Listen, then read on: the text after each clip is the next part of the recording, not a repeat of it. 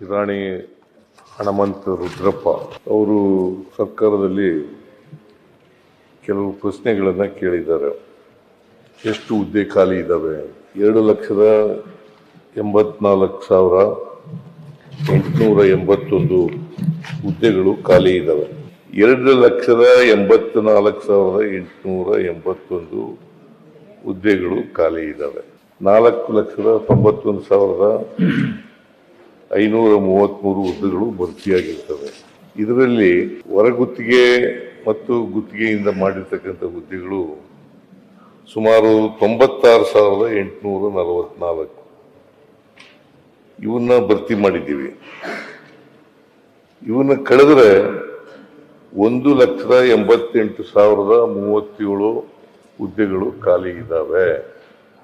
1,88,037 ಹುದ್ದೆಗಳು ಖಾಲಿ ಇದ್ದಾವೆ.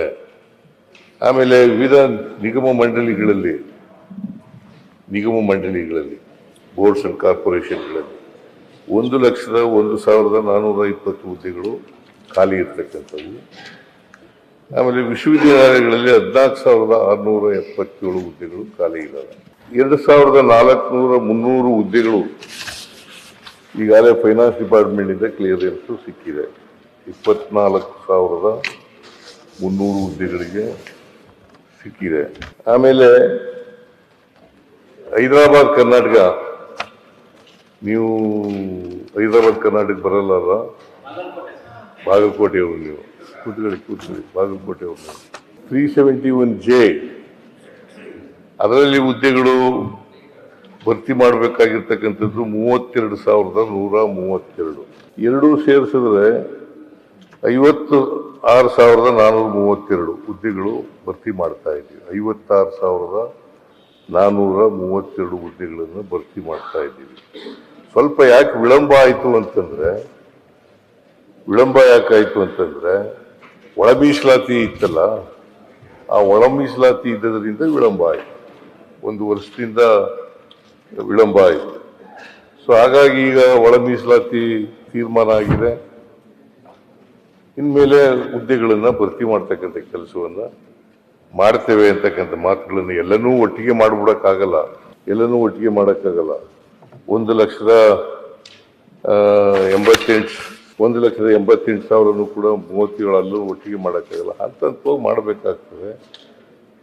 ಸೊ ಫೈನಾನ್ಸ್ ಡಿಪಾರ್ಟ್ಮೆಂಟ್ನವರು ಕ್ಲಿಯರೆನ್ಸ್ ಕೊಡದೇನೆ ಮಾಡೋಕ್ಕಾಗಲ್ಲ. ಯಾಕಂತಂದ್ರೆ ಸಂಬಳ ಕೊಡಬೇಕಲ್ಲ, ನಾಳೆ ಸಂಬಳ ಕೊಡಬೇಕಾದ ಕಾರಣದಿಂದ ಕೊಡಬೇಕಾಗುತ್ತೆ. ಇಲ್ಲದ ಸಂಬಳ ಕೊರತೆ ಆಗ್ಬಿಡ್ತದೆ. ಬಜೆಟ್ನಲ್ಲಿ ನಾವು ಅಳವಡಿಸ್ಕೊಳ್ಳದೆ ಹೋದರೆ ಬಹಳ ತೊಂದರೆ ಆಗ್ತದೆ. ಅದಕ್ಕೋಸ್ಕರ ಹಂತವಾಗಿ ಭರ್ತಿ ಮಾಡ್ತಕ್ಕಂಥ ಕೆಲಸವನ್ನು ಮಾಡ್ತೇವೆ.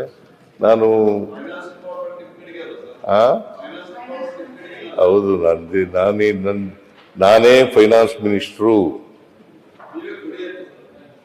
ಅವ್ರಿಗೆ